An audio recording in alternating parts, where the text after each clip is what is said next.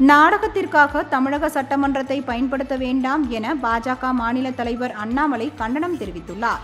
இது தொடர்பாக அவர் வெளியிட்டுள்ள எக்ஸ் தள பதிவில், சட்டப்பேரவைக்கு திமுக கூட்டணி எம்எல்ஏக்கள் கருப்பு பேட்ஜ் அணிந்து வந்தது நாடக செயல் என்றும், வக்ஃப் மசோதாவுக்கு எதிராக உச்சநீதிமன்றத்தில் வழக்கு தொடரப்போவதாக முதலமைச்சர் ஸ்டாலின் அறிவித்தது துரதிருஷ்டம் என விமர்சித்துள்ளார்.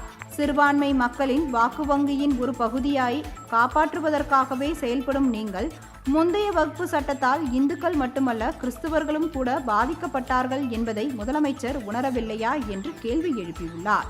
எனவே நாடகத்திற்காக சட்டமன்றத்தை பயன்படுத்த வேண்டாம் என்று கூறியுள்ளார். மேலும் 2025 வக்ஃப் மசோதாவை எதிர்க்க அப்பாவின் முயற்சிகள் என்ற தலைப்பில் ஒரு புத்தகத்தை எழுதி, அப்பாவி முஸ்லிம்களை திமுக தவறாக வழிநடத்தும் என்றும், ஏமாற்றவும் பிரிவினைப்படுத்தவும் மட்டுமே திமுகவுக்கு தெரியும் என்று கூறியுள்ளார்.